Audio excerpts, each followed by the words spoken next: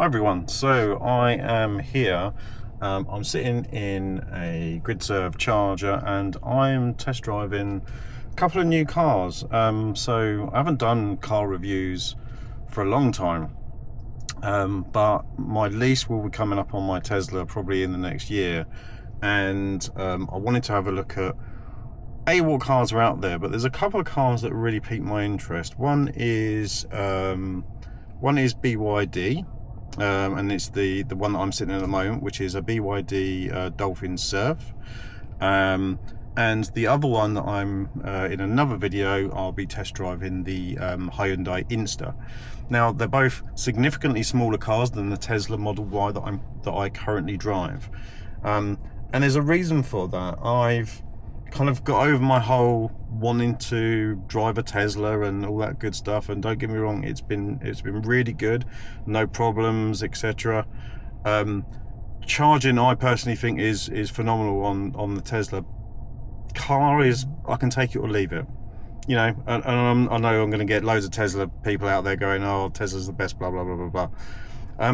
But I also wanted something smaller. I don't need a big massive car that the Tesla Model Y is, and that was there's a couple of reasons for that. One is I'd like to be able to get a small car on the front of my house, and I don't necessarily have a particularly good sort of driveway, sort of things like that. So I think a smaller car I'd be able to get on there and get a charger attached to the house and job done.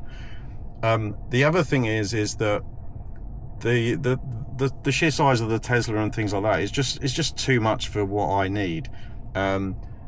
My daughter's a bit more grown up now.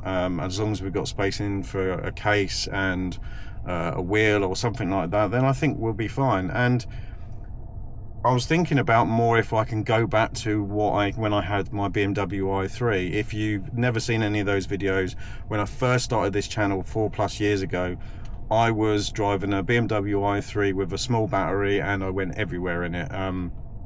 And to a degree, I think the Tesla has taken all the adventure out of owning an electric car.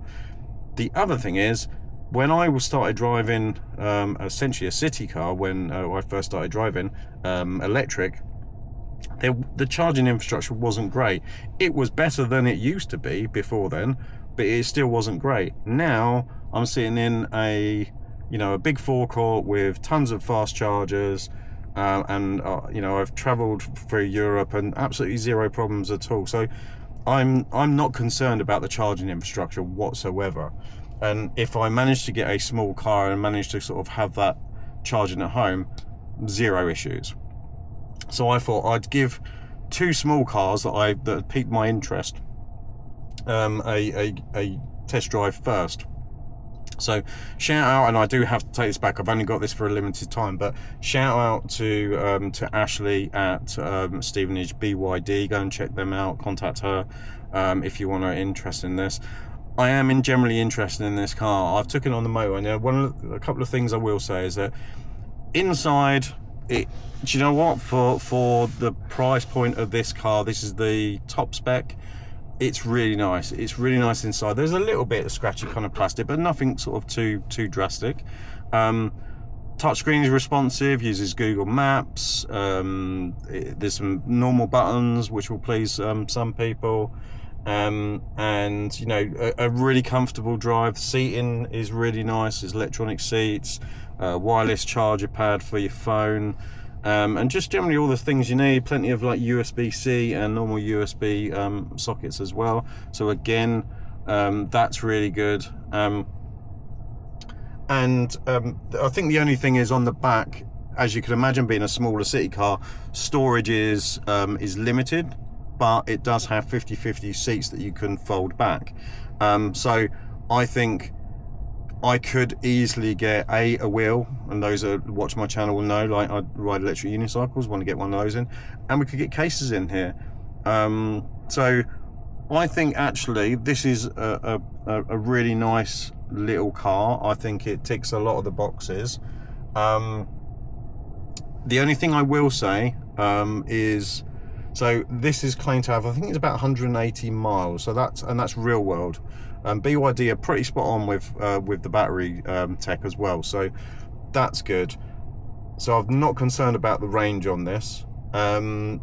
I've got to try out the regenerative braking on the way back to the dealership, because that wasn't quite as good as I'm used to. And I think corners, it's a little squishy, so you know, it kind of sways a little bit when you go around corners. But again, it's a city car. But I've taken it down the motorway, I've taken it around smaller streets, handles really well, really nice, and generally a nice experience. Outside of the car, I think it looks great. I wouldn't particularly pick this color. I know there's a nice green and maybe a black. I wouldn't pick this color, but I think, you know, I think for the look of the car, it's a great little car. It's small enough to park pretty much everywhere as well. Never had problems with that. It's got 360 cameras, which are really good. And yeah, I haven't really got a bad thing to say about this. Now, I am generally looking at, you know, this car and some other cars as well. This is not just me trying to get a review from a dealership without kind of letting them know. I'm generally interested in buying one of these cars in the near future, so I wanted to test drive that, and I thought I shared my opinion and I'd share my thoughts on this car. But yeah, it's a quick little kind of summary video of this car. I wanted to do a test drive, but wanted to like get you guys along and, you know, and tell me what you think. Do you own a BYD Doplphin Surf? Yes. Sorry, I didn't get it. Okay, Dolphin's talking to me now because I said dolphin. You could ask Siri or Google Assistant for help after connecting your phone. But if you've got one of these, let me know. Tell me what you think. Drop some comments in below.